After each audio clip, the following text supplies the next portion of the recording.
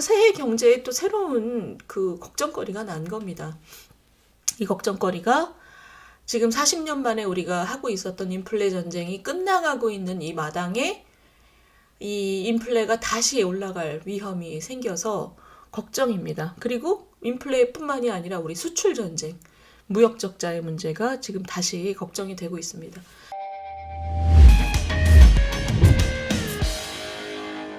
후티 반군 얘기 우리가 평생 진짜 별로 안 들어본 후티 반군. 전 진짜 우리가 살면서 이 예멘이라는 나라에 얼마나 관심이 있었겠어요. 근데 정말 큰일이 벌어지고 있습니다. 지금 우리 경제뿐만 아니라 정치적으로도 이게 큰일이 이제 벌어졌고, 야, 이게 얼마나 갈 것이냐, 얼마나 갈 것이냐가 우리한테 굉장히 지금 위협이 되고 있습니다. 지금 보셔요. 이 예멘이란 나라가 어디 붙었는지는 저희가 지리 시간에 대충 미치만 저 아라비아 반도 끝에 있었던 것 같은데 이 정도잖아요. 예멘이라는 나라가 우리 어릴 때만 해도 아주 잘 사는 나라였어요. 그래서 아라비아 반도에 굉장히 잘 사는 나라 이랬는데 이번에 보니까 뭐 후티 반군이 한 20년 동안 저기를 휘어잡고 있었다는데 저렇게 반군이 나오는 나라 보면 아주 가난하고 고단한 나라들에서 이 반군들이 득세를 하잖아요. 그러니까 예멘이라는 나라가 지난 한 30년 동안 나라의 국운이 아주 급속하게 허물어진 그런 나라입니다. 아주 안타까운 나라고 보셔요. 이거 기억나시죠? 제 나이는 돼야지, 50대는 돼야지 기억나실 것 같긴. 시바의 여왕. 이게 아주 유명한 그 지나롤로 브릿지다. 그리고 여기 머리 붙이고 나오신 우리 율브린너 선생. 율브린너 선생하고 이 아름다운 이 지나롤로 브릿지다. 아주 제 어릴 때도 어쩜 저렇게 이쁜 사람이 있나 했는데, 이 시바의 여왕의 시바가 예멘이라고 해요. 저도 이번에 알았습니다. 시바. 성경에 나오잖아요. 시바의 여왕이 그 시바의 여왕이 솔로몬 왕한테 가서 연애를 했고 그 나중에 이제 아이를 가졌다는 얘기가 있지요. 어찌됐든 이 예멘이 이렇게 풍요로운 나라였는데 지금 이 후티 반군이 지난 20년 동안 득세했던 후티 반군이 이번에 뭘 했냐면 이스라엘하고 지금 하마스 전쟁하잖아요. 여기서 전쟁하잖아요.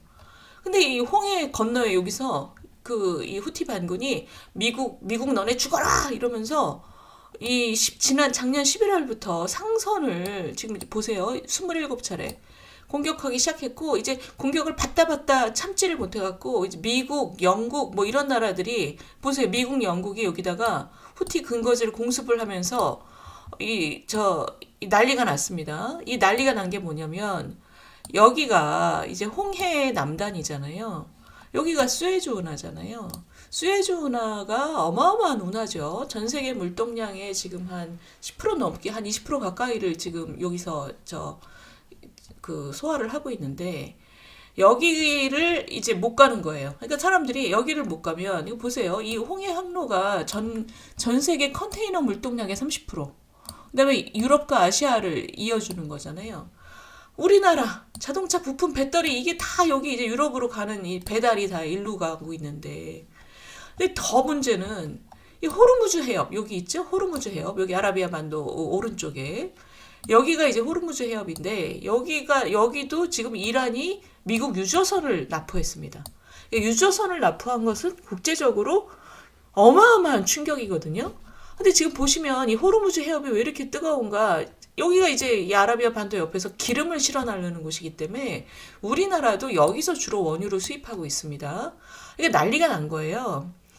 그러니까 이 예멘이라는 나라가 90년대 이후로 급속하게 가난해져서 북한보다 지금 가난하다고 합니다. 북한보다 훨씬 가난한 아주 거기 부패 문제도 있고 종교 갈등 문제도 있고 정치적인 갈등도 있고 이 후티 반군이 맨날 하는 게 미국에게 죽음을. 근데 여기서 이런 일이 벌어지면서 수에즈우나 이쪽으로 이제 여기가 이제 뻘거니까 배들이 여기를 어떻게 무서워서 어떻게 가겠어요?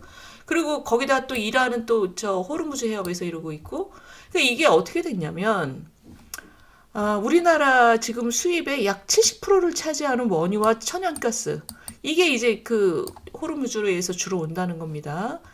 한마디로 얘기하면 우리나라 수출 경쟁력 떨어지고 그 다음에 에너지 가격 급등하고 무역 수지 악화되는 게 그 눈에 보듯 뻔하다.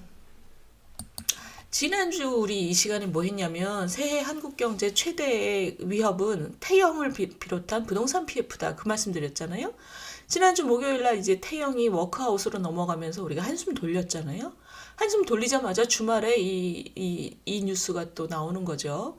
그래서 지금 이 뉴스의 중심은 뭐냐면 야세 경제가 우리 수출 주도의 한국 경제에 또 어마어마한 지금 폭탄이 커지고 있는 거죠. 폭탄이 점점 커져서 이게 얼마만큼 될 것이냐. 이게 굉장히 걱정되는 상황입니다. 게다가 오늘 새벽에 나온 얘기는 이게 중동 이 이스라엘하고 저 하마스 전쟁이 확전될 가능성이 너무 높아진다. 지금 미국, 영국, 이란 이게 뭐 유조선을 그 중심으로 놓고 미국, 영국, 이란까지 이제 그 서로 무기를 쓰기 시작했잖아요.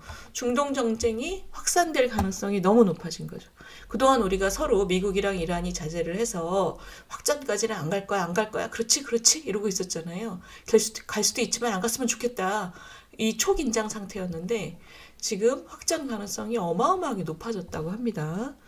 자, 보시면 게다가 이게 이것만으로 끝나는 게 아니라 이게 보세요. 전 세계의 가장 큰 운하 수에즈 운하 우리가 좀 전에 여기 봤잖아요. 파나마 운하는 작년 가을부터 가뭄 때문에 파나마 운하가 물이 없어갖고 배가 들어가면 한쪽 닫고 그 다음 물이 좀 높은 곳으로 양쪽 대양이 대서양하고 태평양이 물 높이가 다르기 때문에 이 파나마 운하는 물이 있어야지 배를 나를 수가 있는데 왜냐면 계단식으로 위로 올려야 되기 때문에 이 가뭄 때문에 이게 지금 배를 계속 줄이고 있었다는 거예요. 물동량을. 이 통행량을 줄이고 있는 상황에서 수에즈 운하가 난리가 나는 바람에 지금 수에즈 운하가 난리가 나면 지금 아시아에서 이렇게 가면 될 걸 유럽까지 그렇게 못 가고 이 아프리카 희망봉을 돌아갖고 이렇게 가야 되니까 이제 뭐 어마어마하게 운임이 늘어나는 거잖아요. 아이고 지금 이 상황에서 이 파나마 운하도 마찬가지죠. 미국이 요렇게 가면 되는데 요렇게 못 가니까 요렇게 가야 되는 거잖아요. 이게 참 이게 전 세계의 물류 비용이 어마어마하게 늘어나는 거죠. 참 이게 보세요. 이게 이제 글로벌 인플레입니다. 글로벌 인플레.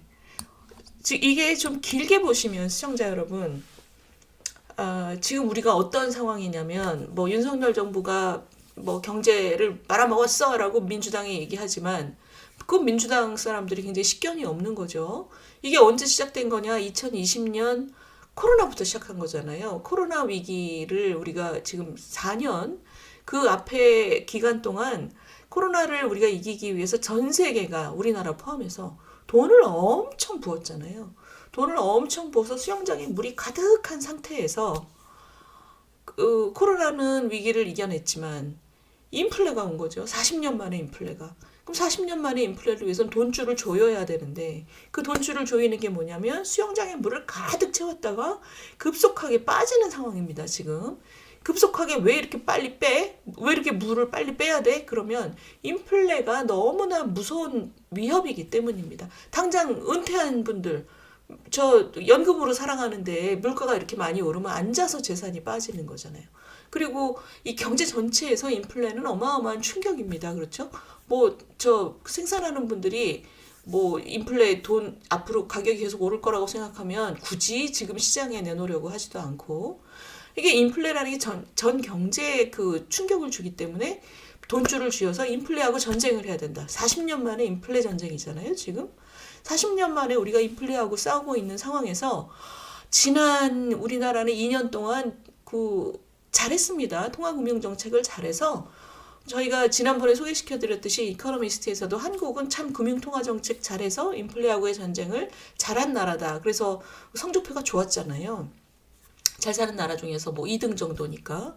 근데 지금 전 세계가 인플레하고의 전쟁이 이제 마지막이야. 이제 금리 올해는 내릴 수 있어. 이러고 있는데 지금 이 난리가 난 거죠, 또. 전 세계의 물류 비용이 이렇게 늘어나고 에너지 비용이 늘어나면 특히 우리나라처럼 수출로 먹고 사는 나라, 그리고 기름이 없는 나라, 이런 나라는 지금 이 인플레하고 전쟁 끝나가 이러고 있는데 한국은행 총재도 지난주에 뭐라 그랬냐면 앞으로 한 6개월 정도는 못 내리지만 그 이후에는 내릴 수 있습니다. 그랬잖아요. 우리 지금 가계대출로 고통받는 분들, 이런 분들 금리가 내려간다라는 그 희망으로, 그리고 부동산 PF도 기본적으로 금리하고 굉장히 관련이 있고 인플레하고 관련이 있잖아요. 자재 비용하고 금융 비용하고 이게 올라가서 지금 그 부동산 PF 우리가 지금 초긴장 상황인 것도 이건데, 야 앞으로 한 6개월만 잘 참으면 이거 좀 될 거야 이러고 있었는데, 지금 이 후티 반군 때문에, 후티 반군이 아니죠. 그래서 중동의 저 긴장은 오랫동안 된 거기 때문에 지금 보세요. 글로벌 인플레 공포가 다시 시작이 되고 있습니다.